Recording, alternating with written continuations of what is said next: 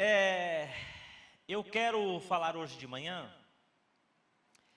um pouquinho sobre Davi, em um texto muito conhecido e que muitos pregadores já pregaram, mas teve alguma coisa essa semana que me fez voltar para esse texto aqui, e eu tirei 2 ou 3 coisas que falou profundamente no meu coração, e eu gostaria de compartilhar com você essa manhã.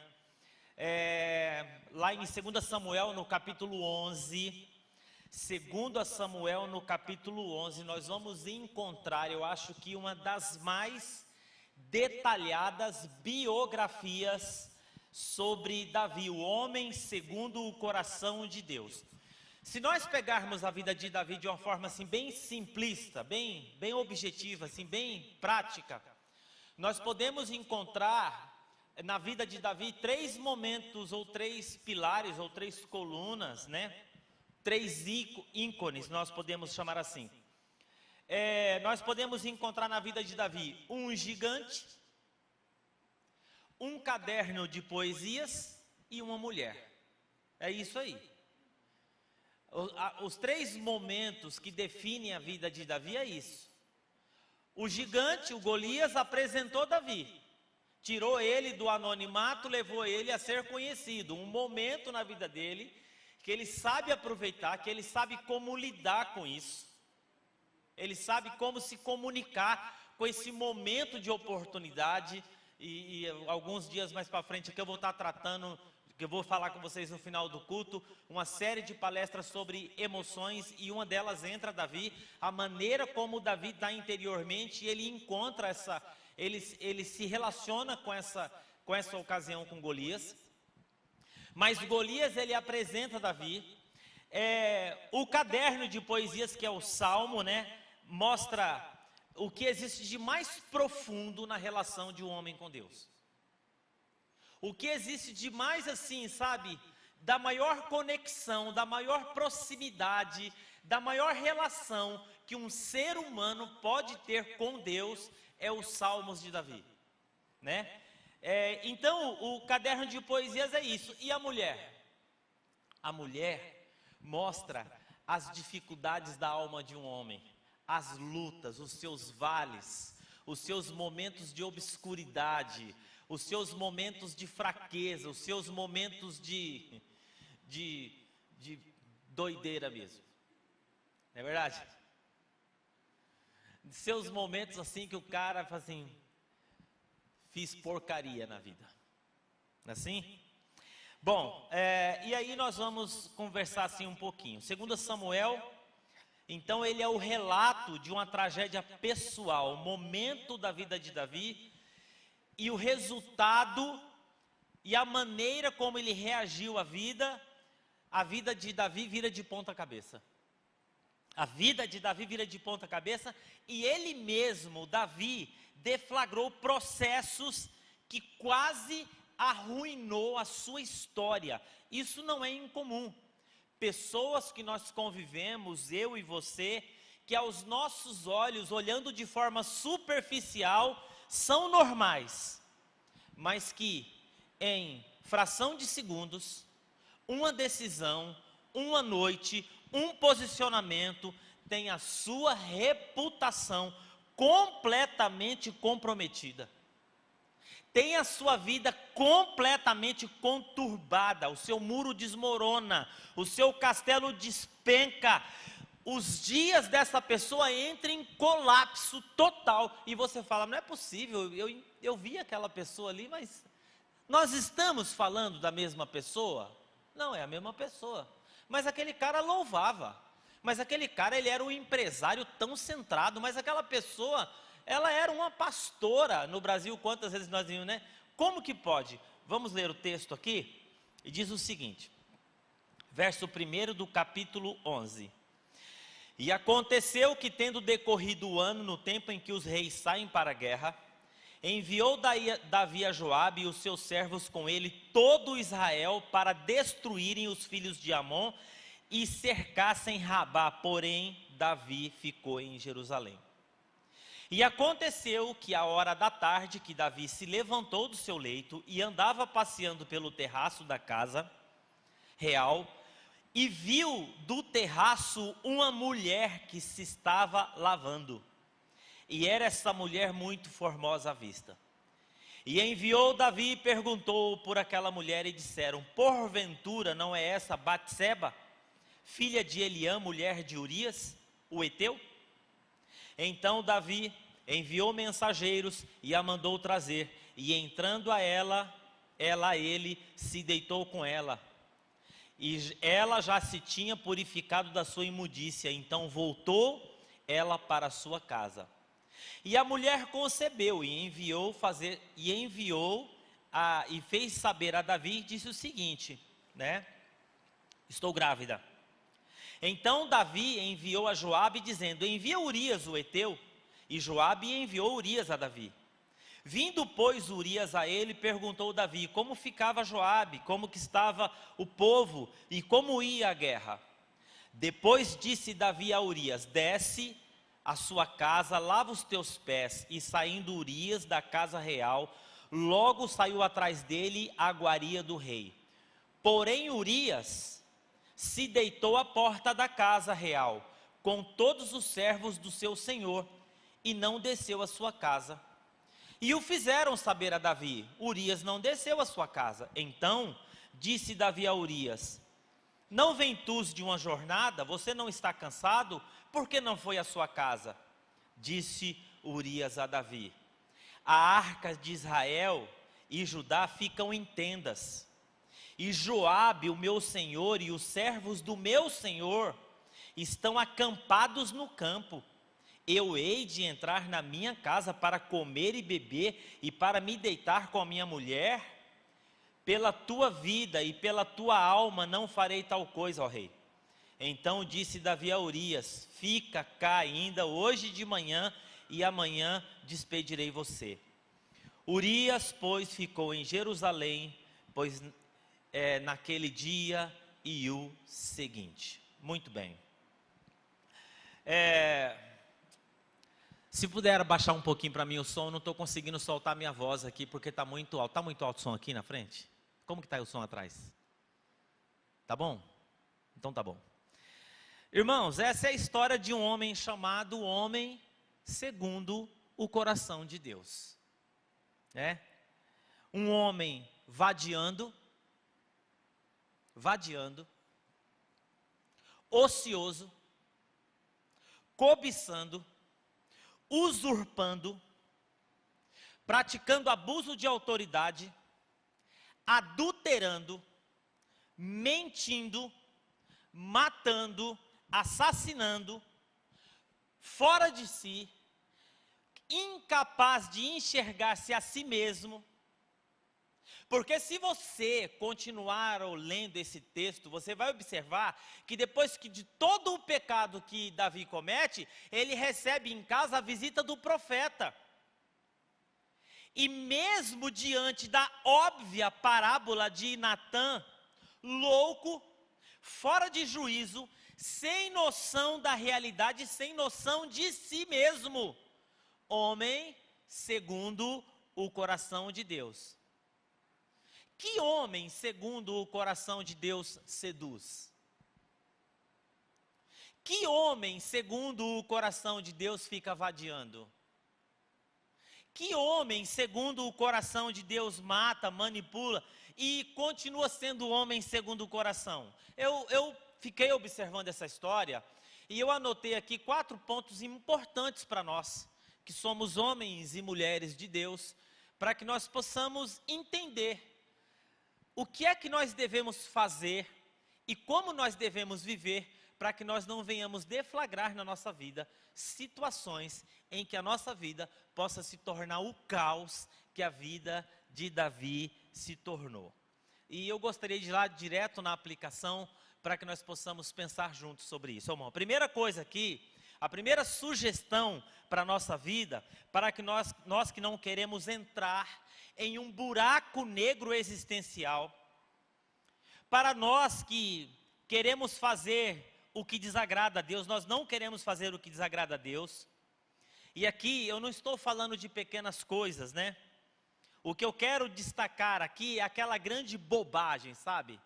aquele grande vacilo, sabe? Aquele lance assim que você fala assim, meu, isso aqui não tem conserto mais. Sujou geral. O tema da minha mensagem hoje de manhã é vida bandida.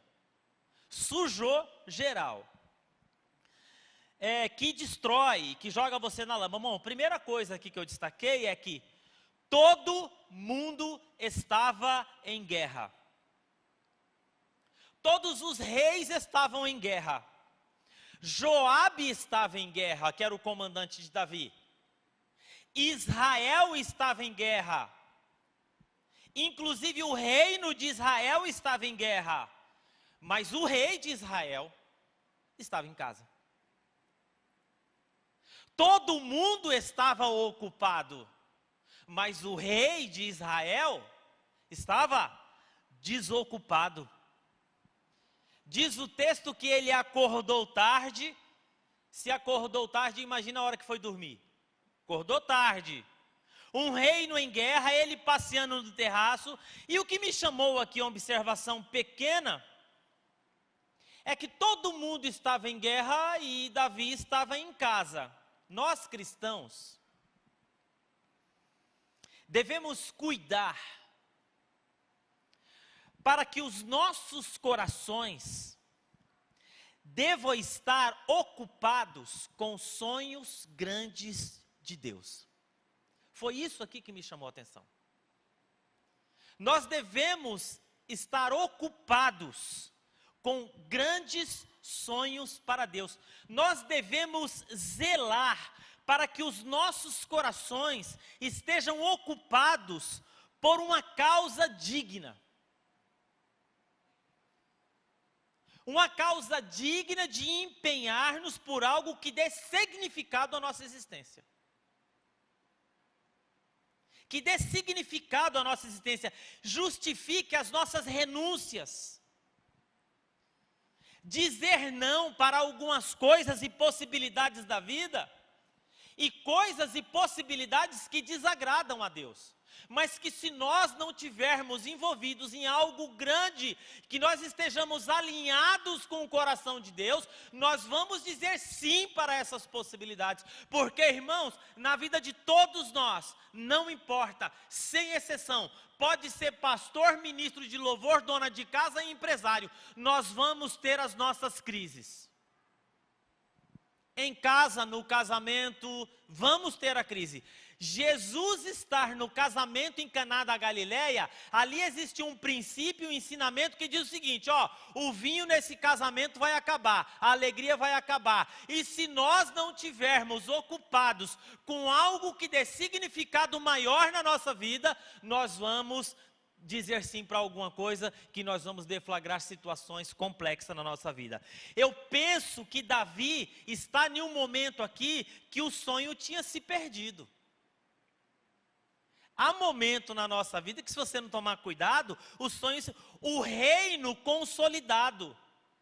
Davi está com o nome estabelecido. Ele perdeu o sonho, ele não tinha mais nada para construir. Está tudo bom. Chegou, está tudo bem, está tudo jóia. Você vai fazer, não, está tudo resolvido. Tem que me preocupar com nada, não, está tudo certo. E esse é um momento perigoso na nossa vida. O exército vitorioso, o reino próspero, por dizer assim. O exército de Davi, ele é vitorioso. Em outras palavras, Davi está com um burro na sombra. Servido, idolatrado, bajulado, acatado, perdeu o sonho, não tem mais nada para conquistar. Aí ele está no vazio, aí ele está no ócio. Para que eu vou para a guerra? Não precisa. Por que eu vou no culto? Eu não preciso. Minha vida já está consolidada, não existe mais nada de errado que poderia acontecer na minha vida. Não, eu pastorei essa igreja há 17 anos, imagina, não preciso ir lá não. Não. Ah, não, para que eu vou fazer isso? Não, meu marido é crente. Que isso, meu marido? Não, não preciso disso, não. Não preciso ir lá, não. Não preciso orar. Não, meu marido tem cargo na igreja, querida. Você está enganada. Meu marido tendo cargo na igreja, imagina que vai acontecer alguma coisa com ele? Não, não preciso. E aí é o seguinte, irmãos, ninguém consegue viver sem adrenalina, ninguém consegue viver sem hesitação, sem paixão, algo que faz você se sacrificar. E aí é o seguinte, né? Quando falta adrenalina na vida, quando falta sonho, quando falta o que conquistar, o que acontece? Homem que se aposenta corre um grande risco de perder a sua identidade, sabia? Tem que tomar cuidado. Perde aquilo que consumiu os seus dias, aquilo que ocupava o seu coração, a sua energia produtiva, criativa, se aposenta, e aí é complicado. E aí tem muitos que se aposentam, vai procurar uma adrenalina, né?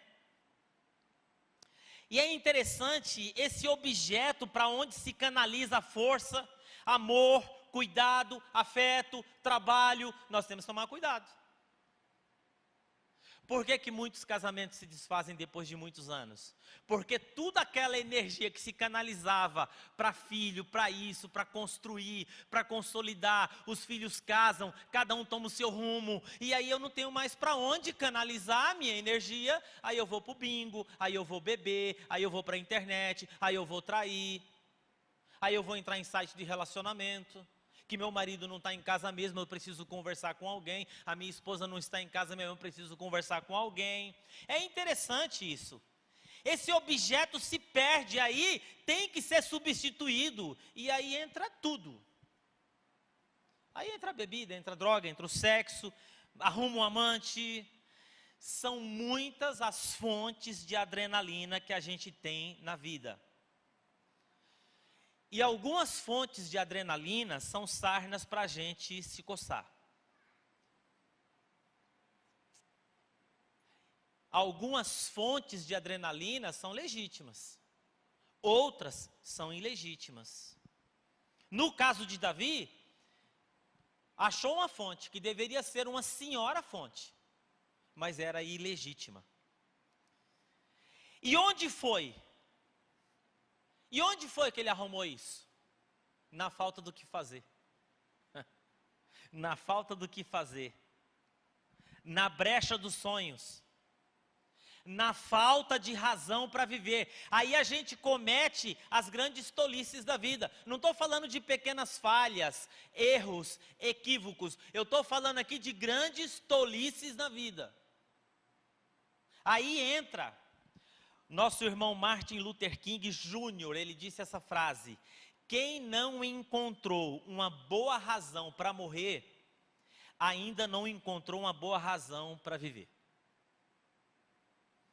Se o seu coração é um vazio de uma boa razão para morrer, pode ter certeza que você vai rolar na cama à noite em busca de alguma coisa para dar significado na sua vida. E que Deus tenha misericórdia e você encontre uma fonte legítima de adrenalina, uma fonte para a vida.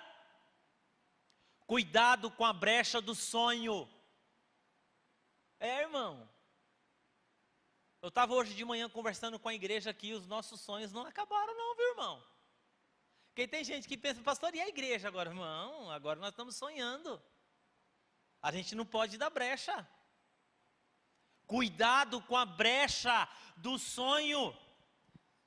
Cuidado com a brecha, é beira do abismo, o vazio. Se você não está construindo algo digno, se você não tem pelo que você está gastando a sua energia, você está na tangente da besteira. É verdade, você está ali no abismo, você está na beira do abismo.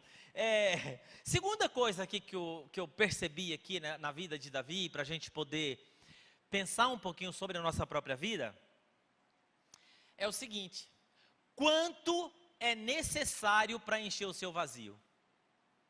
Eu pensei um pouco sobre isso. Quanto é necessário para encher o meu vazio? No capítulo 12, no verso 7, no livro de Reis, diz assim que o profeta, quando vai falar com Davi, quando vai conversar com Davi, ele disse o seguinte, olha para você que interessante. Eu livrei você das mãos de Saul. Eu lhe dei casa, Davi. Você não tinha casa, eu lhe dei uma casa. Lhe dei mulheres. Eu dei para você a nação. E aí o profeta usa uma outra coisa interessante. E se isso não fosse o suficiente, Deus teria para te dar mais. É interessante que ele numera objetivamente o que ele deu. E ele diz o seguinte, se não bastasse eu te daria. O grande problema nosso é que nós precisamos aprender para nós mesmos dizer basta. Chega, tá bom. Com isso aqui tá bom. Hã? E aqui nós estamos lidando com uma coisa chamada saciedade ou insaciedade. Satisfação ou insatisfação. Para que você diga está bom, uma das belezas da narrativa da criação, qual que é? Você acredita que Deus criou tudo que tinha para ser criado? Não, lógico que não. A capacidade de criação de Deus é infinita. É infinita. Deus poderia criar de eterno.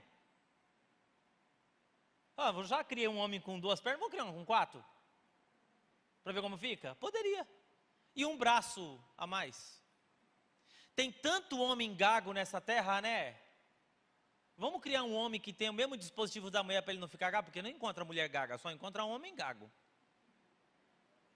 Você vai encontrar uma mulher gaga? Você não vai encontrar nunca. Agora, homem...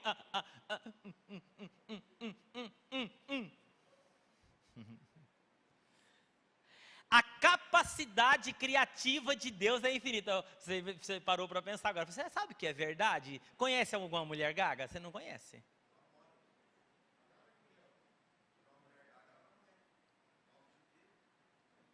Hã? O que eu estou querendo dizer para você é que Deus não cria tudo que poderia ter criado. Aliás, Deus cria muito menos do que Ele poderia criar. Um Deus que é perfeitamente criativo, Ele poderia levar o seu processo à perfeição, esticando como um elástico sem fim. Mas tem um momento que Deus chega e fala o quê? Tá bom. Gostei.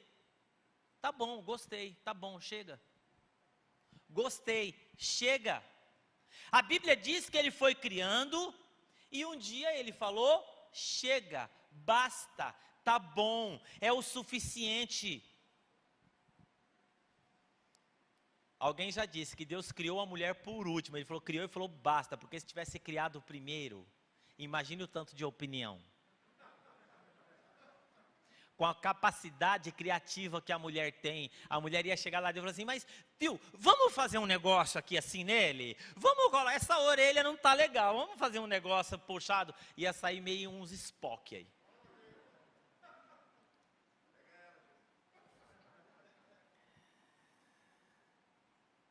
Vamos criar umas frutas azul, vamos criar umas frutas coloridas? O que o senhor acha?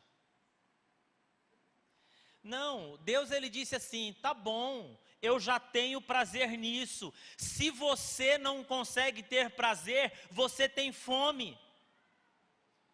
Se você tem muita fome, você não sente sabores. Aí você começa a buscar paladares diferentes. Se você não é capaz de dizer chega, eu posso dizer para você que você está em uma jornada, em um precipício sem fundo. Se a gente não consegue dizer chega, porque os nossos desejos não acabam nunca. Desejo não tem fim. A nossa sabedoria está em desfrutar o que temos, em vez de sermos consumidos por aquilo que nós não temos. E que nós acreditamos que se tivermos, quando tivermos, nós vamos estar satisfeitos, mas é uma mentira para nós mesmos que nós contamos. Isso é uma grande ilusão. teremos sempre mais e nunca estaremos satisfeitos. Porque a nossa satisfação não é resultado de ter muito, é resultado de aprender a dizer: chega, basta, está bom. Com essa porção eu vou me satisfazer, com essa realidade eu vou me contentar. Com essa realidade eu vou ser capaz de colocar os limites. Nós precisamos aprender a colocar os nossos desejos e apetites na rédea, que foi o problema de Davi.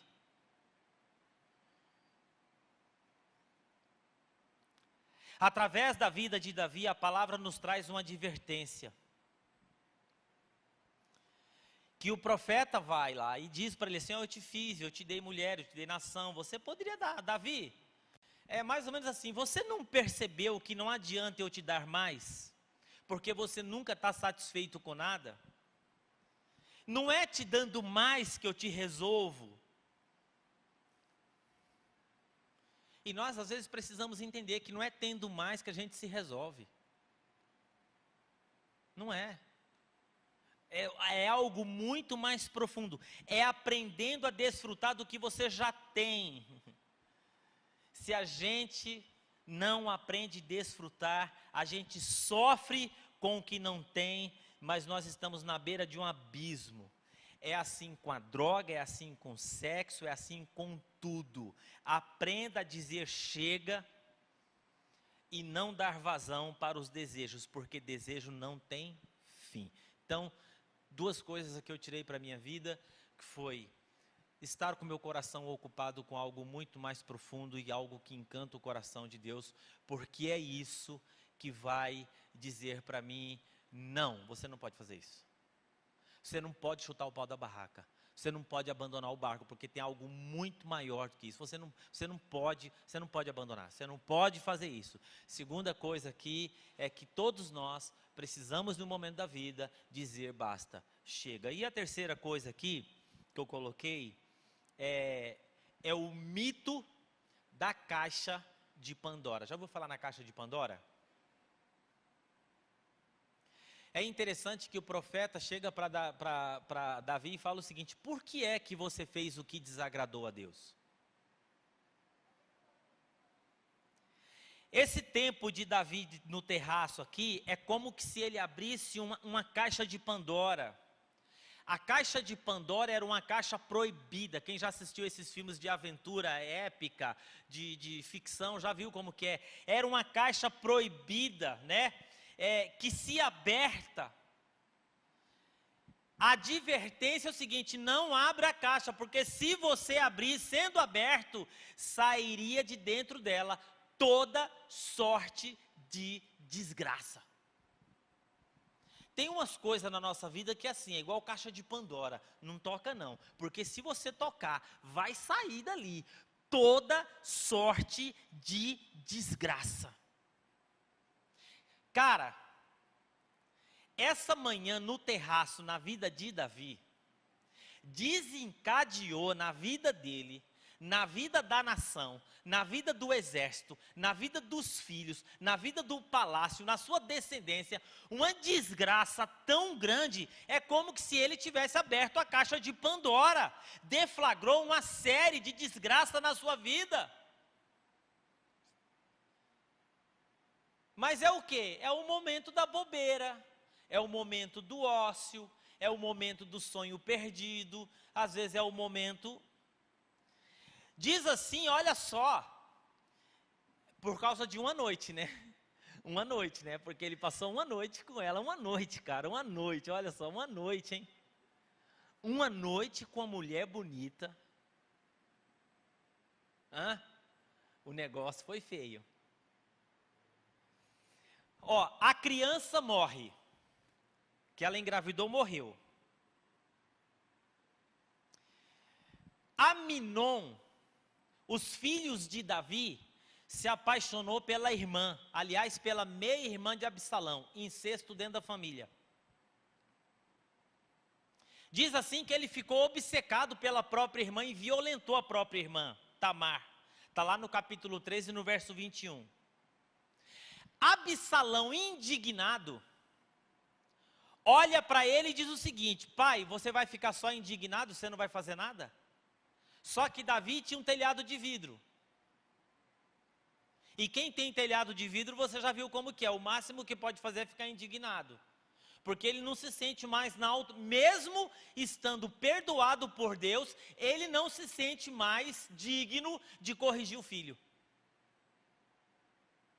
Ele tinha sido perdoado, mas ele não se sentia digno, e ele não corrige o filho, né? Então, Absalão diz assim que ele alimentou um ódio pelo pai, porque não corrigiu o irmão dele.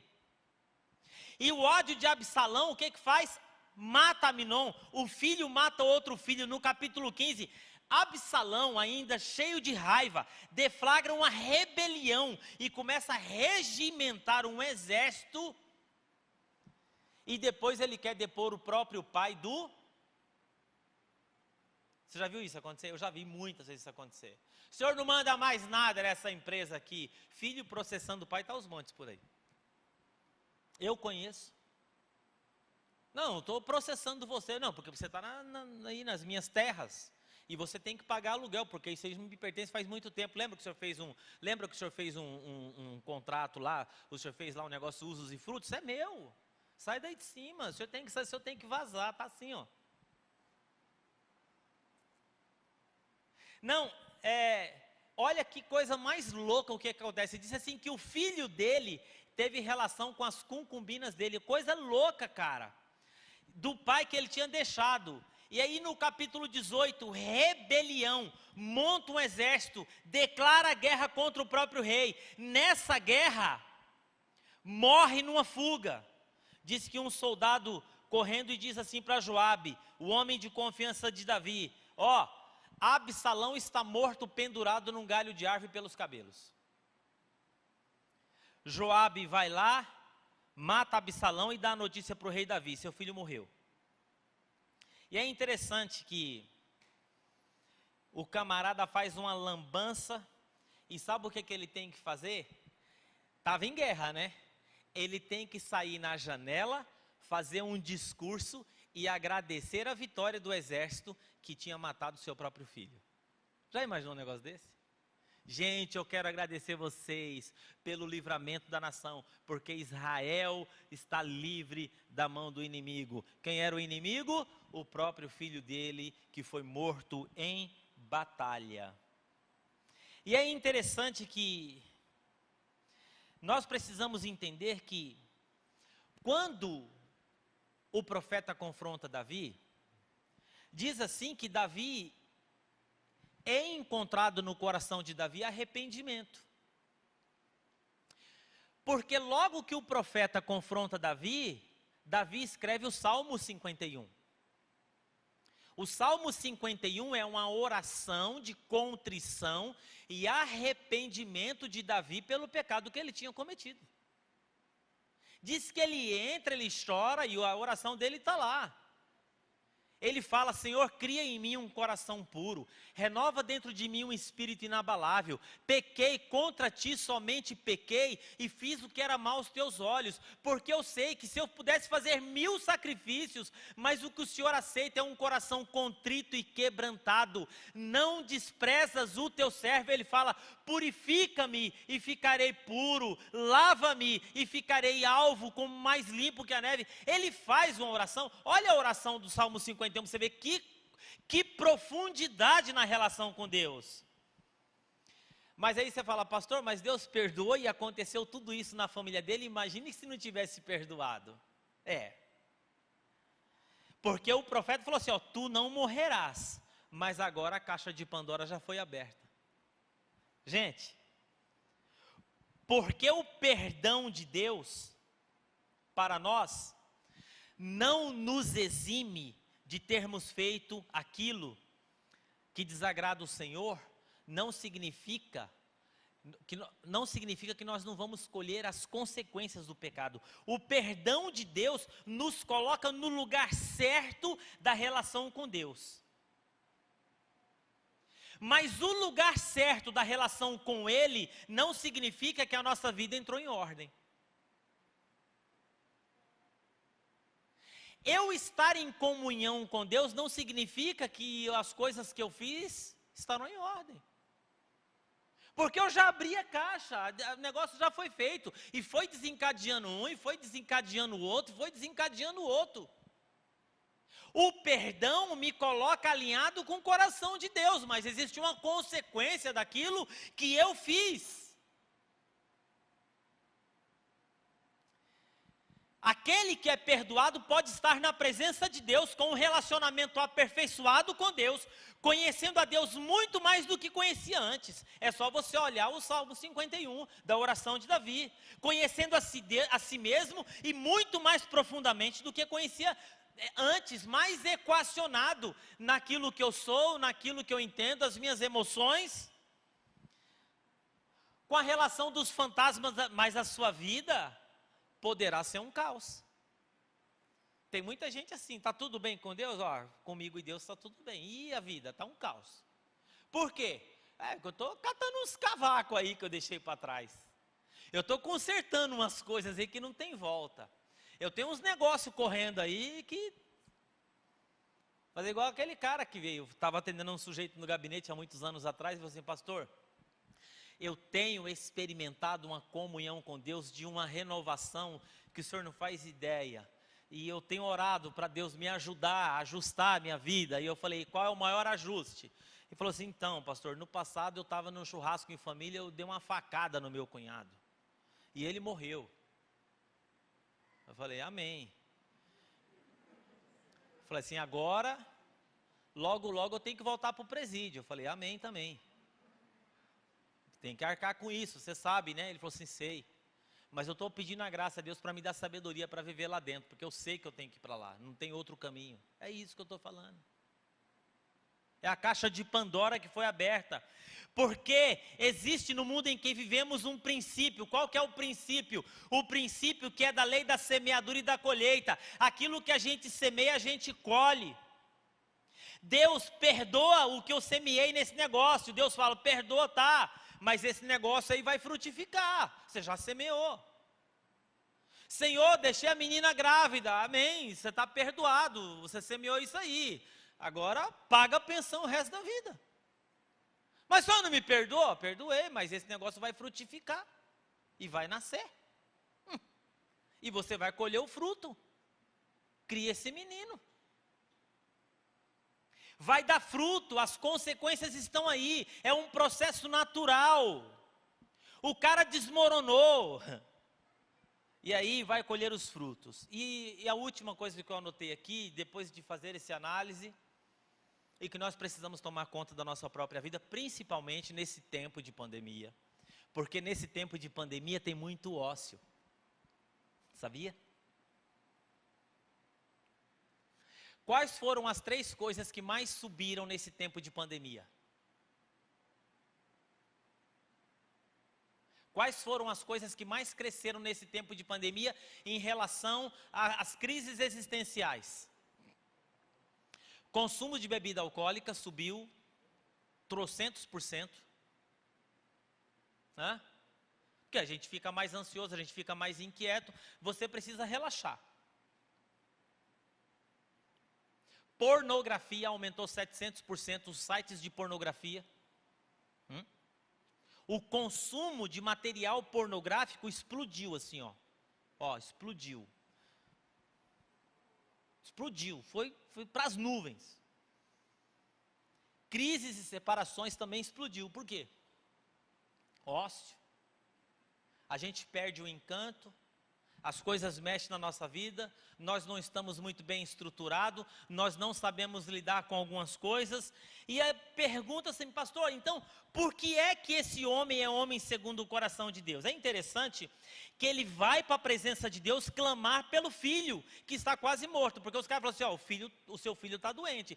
Diz que ele entra, ele não come, ele não bebe, e ele fica ruim, ele fica mal, ele se veste de cinza. Ele vai para a presença de Deus. Mas chega um momento que diz assim que os conselheiros ficam com medo de dar a notícia para Davi que o menino morreu. Fala: e agora, como nós vamos falar com ele? O que é que nós vamos dizer para um cara desse? Que ele já mandou matar o chefe, já mandou matar o marido da mulher, já o usurpou, ele já fez tanta coisa, diz que está arrependido, não sei.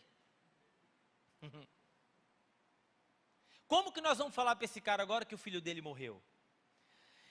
E diz que Davi percebe aquele movimento e faz a seguinte pergunta: a criança morreu? Morreu. Olha que interessante, lá no capítulo 12, no verso 20, diz que ele se levantou, comeu, perfumou-se, entrou no santuário de Deus, adorou, voltou ao palácio, pediu que lhe preparasse uma refeição.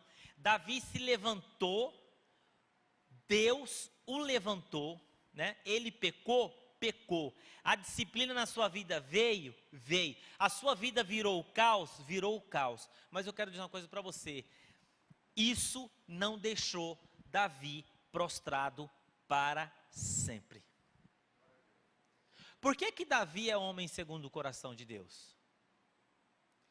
Porque Davi não é como alguns que varre o seu pecado para baixo do tapete.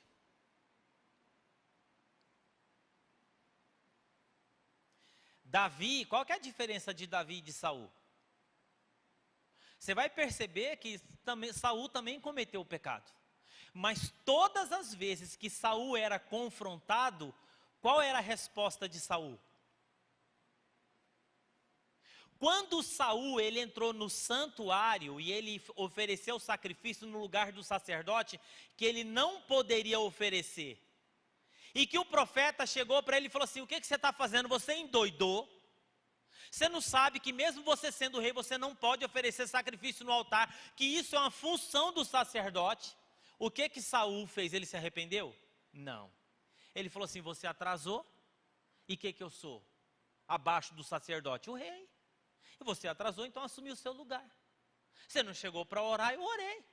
Você não chegou para fazer o casamento, eu fiz. Você não chegou para apresentar a criança, eu apresentei.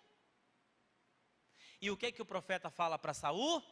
Procedeste neciamente, procedeste tolamente, procedeste precipitadamente. Davi, ele é o cara que quando ele foi confrontado pelo profeta, o que ele diz? Ele aceita, ele falou assim, diz que o profeta colocou o dedo na cara dele, falou assim: você é esse homem.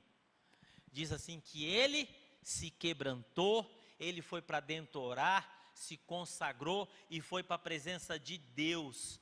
Mas isso não deixou prostrado pela frente, os seus pecados. Natan põe o dedo na cara dele, ele diz assim: é verdade, pequei, porque na sua oração do Salmo 51, Davi fala: pequei, contra ti somente pequei e fiz o que era mal aos teus olhos. Alguém poderia dizer: mas pastor, Davi não pecou contra Deus, Davi pecou contra Urias, Davi pecou contra a nação, Davi pecou contra o exército, Davi pecou contra Betseba.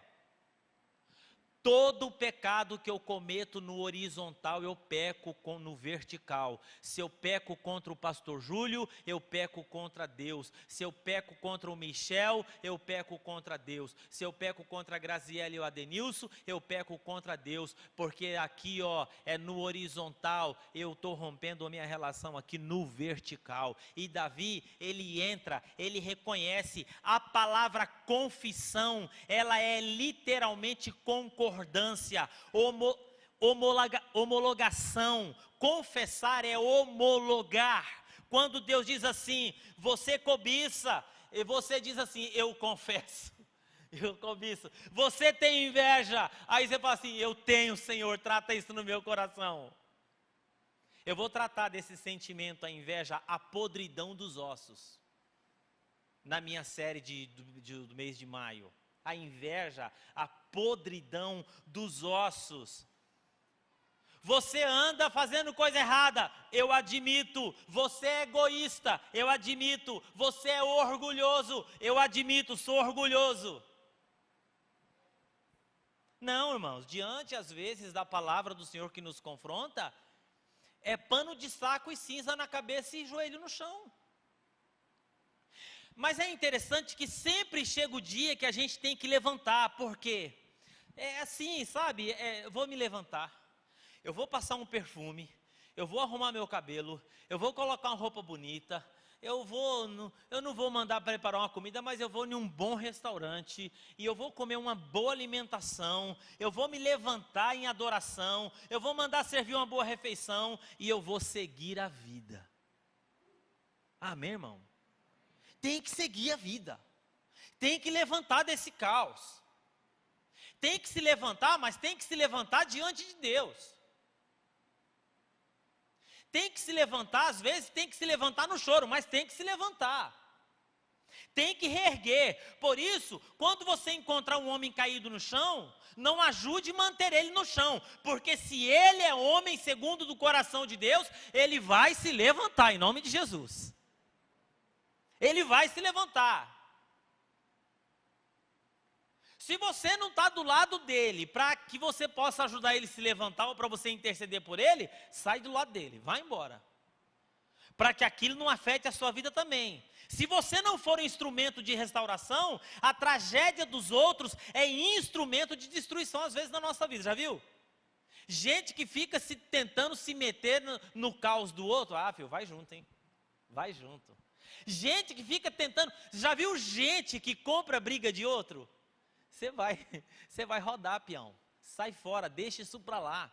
Só ora e fica de longe, porque é um negócio entre ele e Deus. É Deus que vai tratar. Sai fora de perto, não fique perto para ajudar a levantar, porque homens que andam com Deus não ficam prostrados para sempre. Mulheres que andam com Deus não ficam prostradas para sempre, porque Deus, Ele sempre nos levanta. Louvado seja o nome do Senhor.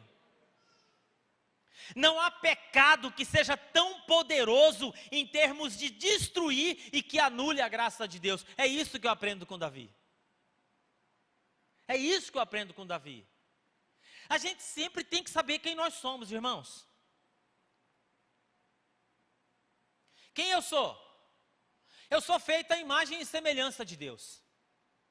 Quem eu sou? Eu sou um filho de Deus, nascido de Deus, porque eu reconheci Jesus Cristo como meu único e suficiente Salvador. Que mais eu sou? Todos pecaram e destituídos estão da glória de Deus. Então eu sou pecador e sou imperfeito. Então eu tenho graça, mas eu tenho misericórdia na minha vida, porque eu sou imperfeito. A maneira como eu me enxergo é imperfeita, a maneira como eu enxergo as pessoas são imperfeitas, a maneira como as pessoas me veem são imperfeitas. Nós somos imperfeitos. Não há escândalo tão grande para machucar que o amor de Deus não possa sarar e curar. Não há vergonha, não há humilhação tão intensa para derrubar a bondade e a misericórdia de Deus que não possa suplantar para que Deus possa colocar o homem de pé. Deus é um Deus de amor, Deus é um Deus de graça. Olhe para as pessoas que caíram, mas olhe como queda provisória, porque o Senhor levanta os seus. Levanta. A Bíblia diz assim: se o servo do Senhor 7 vezes cair, 7 vezes o Senhor o levantará. Por que a Bíblia fala assim, Jesus, filho de Davi? Não podia falar assim, Jesus, filho de José? Perfeito, né? Por quê? Por que Jesus, filho de Davi? Você já viu que na bandeira de Israel não existe bandeira de Israel? Não existe bandeira de Israel. Existe bandeira de Davi. E na bandeira que eles usam em Israel está lá a estrela de Davi, não é a estrela de Israel. Você nunca vai ninguém falar assim, o que é isso aqui? É a estrela de Israel. Não, isso aqui é a estrela do rei Davi. Porque o homem, quando ele é levantado, quando ele é perdoado, quando ele é restaurado, quando Deus ele traz de novo os sonhos para dentro do coração desse homem, não existe nada nesse mundo que possa impedir o milagre, a bênção, a restauração, o avanço, porque Deus vai buscá-lo. Deus não desiste dos seus, por maior que seja o nosso tropeço. O problema é que nós não enxergamos assim. Às vezes até as pessoas nós olhamos assim, aquele não tem jeito não, ele já desistiu. Desistir, não existe. Para Deus isso não existe, irmão. Para Deus não existe.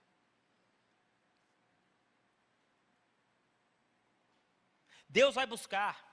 Porque quando nós nos levantarmos novamente, levantarmos a nossa mão em adoração, o Senhor vai receber a adoração. Deus vai dar uma nova oportunidade, uma nova caminhada. A graça é a nova oportunidade de recomeçar.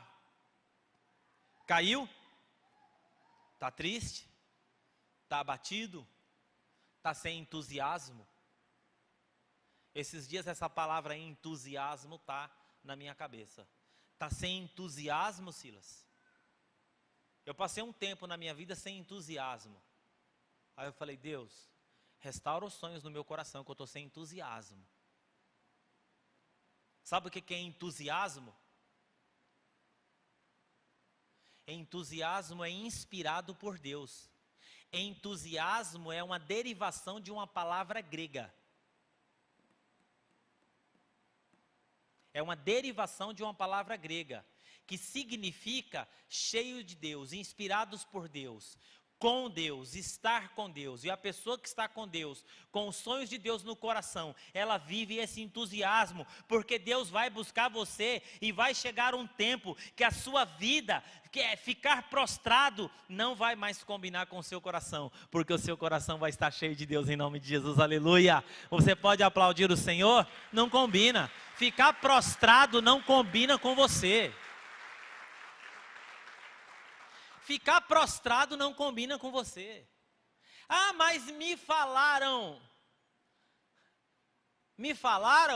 me disseram. Quem foi que disse? A minha família, quando eu era pequena. A sua família é imperfeita, e se ela é imperfeita, ela não disse para você a verdade. Isso pode estar errado, isso pode estar distorcido. Eu percebo que na nossa vida, muitas vezes, irmãos, os pecados que nós cometemos, as falhas que cometemos, às vezes o desmande que acontece na nossa vida, tudo é uma questão de falta de foco. A gente não consegue enxergar da maneira correta. A gente não consegue. Por que eu não consigo me enxergar da maneira correta? Porque eu sou pecador. Eu careço da graça e da misericórdia de Deus. Olha Gideão para você ver.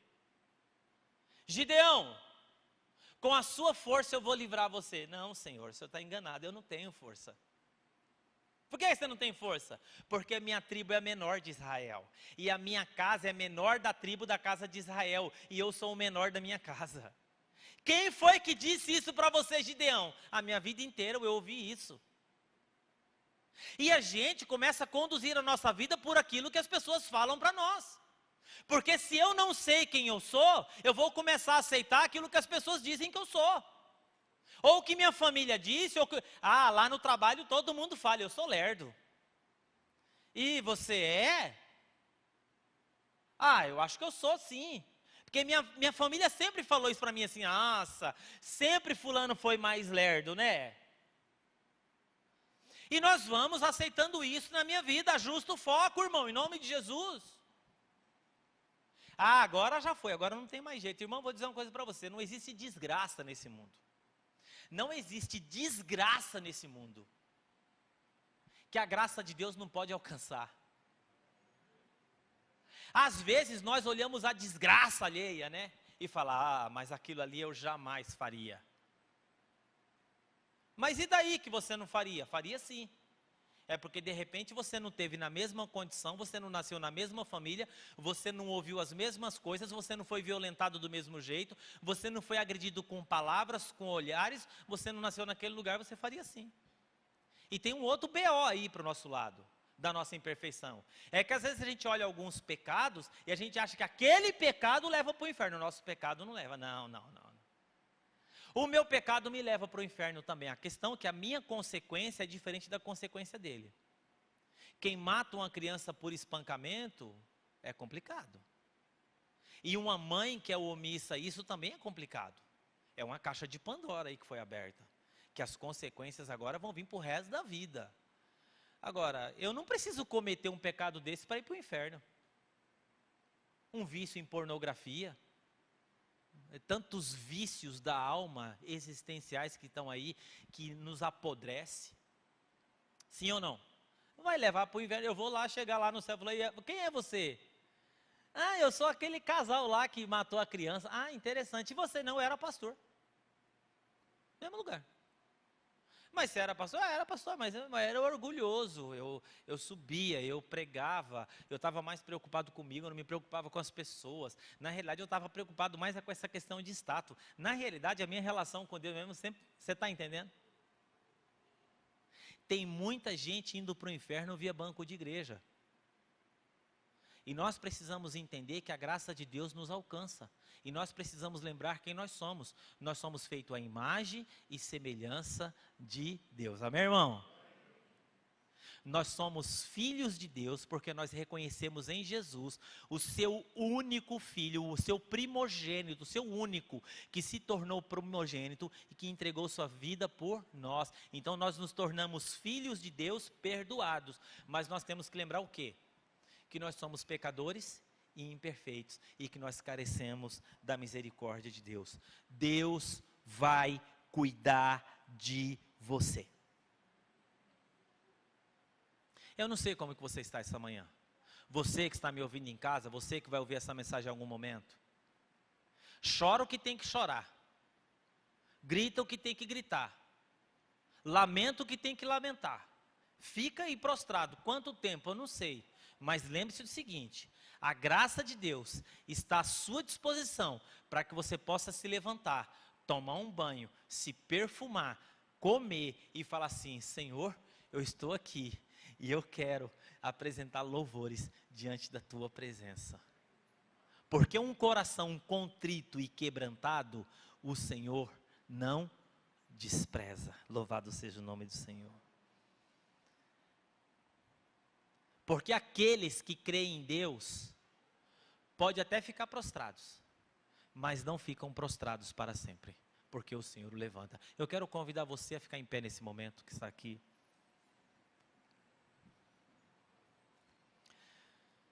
Hoje de manhã eu fiz um exercício aqui, e eu gostaria de fazer agora à noite também. Faz muito tempo que nós não abrimos o altar. E eu gostaria de abrir o altar hoje de manhã. Você tem espaço suficiente aqui para você encontrar um lugar, um canto. Aqui em cima, aqui embaixo. Eu gostaria de orar por aqueles que estão vazios de sonhos. Vazios de sonhos. Eu gostaria de orar também por aqueles que têm um coração insaciável. Pastor, não sei o que acontece comigo, eu quero sempre mais, sempre mais. Eu não consigo desfrutar daquilo que eu tenho. Eu não tenho tempo de desfrutar e contemplar aquilo que o Senhor já me deu. Já viu isso? Pastora Márcia trouxe uma palavra hoje de manhã que eu achei muito interessante. Ela está falando sobre o medo. O medo nos impede de desfrutar aquilo que temos, nos impede de viver. Adão e Eva, a única preocupação de Adão e Eva era viver e desfrutar. Um dia deram lugar para quê? Olha o problema, como se viam. Qual foi o problema da queda de Lúcifer? A maneira como ele se via. Não, eu não sou só isso, eu tenho que ser mais. Como é que foi que Lúcifer atingiu o coração de Adão e Eva? Vocês podem ser mais, vocês podem ser igual a Deus. E aí, quando eles perdem o foco de quem realmente eles são, diz que eles tiveram medo e se esconderam. O fruto da árvore da vida ainda existe. Ele está aí. E às vezes Deus chega diante da gente e a gente faz o quê? A gente se esconde. Quando eu me firmar eu volto, quando eu fizer isso eu volto, eu não estou pronto ainda, quando eu fizer aquilo eu volto. Não, eu quero orar por aqueles que têm um coração insaciável, que querem mais, não conseguem dizer basta. E também eu quero orar com aqueles que estão vivendo com a consequência da queda. De repente você não adulterou, você não traiu, eu não sei. mas com a consequência do erro, com a consequência do eu confiei demais, com a consequência do que, puxa, eu virei as costas para Deus, eu abandonei tudo, eu abandonei os meus amigos, com a consequência do que, puxa vida, eu tanto tempo para me ter uma postura diferente no meu casamento, eu insisti com meu orgulho, eu não tive, eu tô colhendo aí, mas eu quero diferente, eu quero mudar, eu quero uma coisa nova, eu quero força de Deus. Eu quero orar nesse momento, e se você quiser vir até o altar, você fique à vontade, você restaurar os seus sonhos. Tem uma música da Ludmilla que fala: se tentaram matar os seus sonhos. Não é assim? Deus é um Deus que restaura sonhos. Vamos orar nesse momento. Pai querido e amado, eu quero colocar diante da Tua presença a Tua palavra essa manhã. Eu não quero viver prostrado. Viver prostrado é muito ruim. Eu quero ter uma consciência clara, ó Pai, de quem eu sou. Eu sou um filho amado de Deus. Eu sou um nascido de novo. Eu fui criado à imagem e semelhança de Deus. Eu não quero ter um foco distorcido sobre mim mesmo. Eu não quero ter um foco distorcido sobre as pessoas. Senhor, eu sou incapaz de julgar. Eu sei dizer se uma coisa é boa ou se é ruim, mas eu sou incapaz de dizer o que vai acontecer com A ou com B, e o que é que está acontecendo e por que está acontecendo. Senhor, ajusta o meu coração, ajusta a minha mente, ajusta o meu foco sobre eu mesmo, sobre a minha família, sobre os meus amigos, sobre o meu casamento, sobre a minha relação com a igreja, sobre a minha relação com a vida. Ajusta, Senhor, porque eu quero viver para a Tua glória. E se na minha caminhada, ó Pai, eu vier a cair, que eu possa me lembrar da Sua graça, que eu possa me levantar diante da Tua graça, diante do Teu amor, diante da Tua bondade e benignidade. Restaura, Senhor, em nome de Jesus, os sonhos, ó Pai. Restaura, Senhor, em nome de Jesus, ó Pai, a visão dos Teus filhos. Restaura, Senhor, em nome de Jesus, o coração, Senhor, com entusiasmo, com alegria de viver e caminhar para a Tua glória. Senhor, se existem pessoas aqui colhendo consequências, ó Pai, do erro que cometeu, mas que essa pessoa possa se lembrar que ela está com o coração alinhado diante do Pai. Nós estamos com o coração alinhados na Tua presença. E quando nós estamos alinhados com a Tua presença, pode vir dedo na cara, pode vir olhar, pode vir desconfiança, pode vir qualquer coisa. Eu estou diante da Tua presença. Pode vir julgamento. Eu estou diante da Tua presença. Derrama da Tua graça sobre nós e levanta aqueles que estão caídos, ó Pai. Nós oramos essa manhã, agradecidos, pedimos o Teu favor e a Tua misericórdia, em nome de Jesus. E se assim você crê, você aplauda ao Senhor, em nome de Jesus.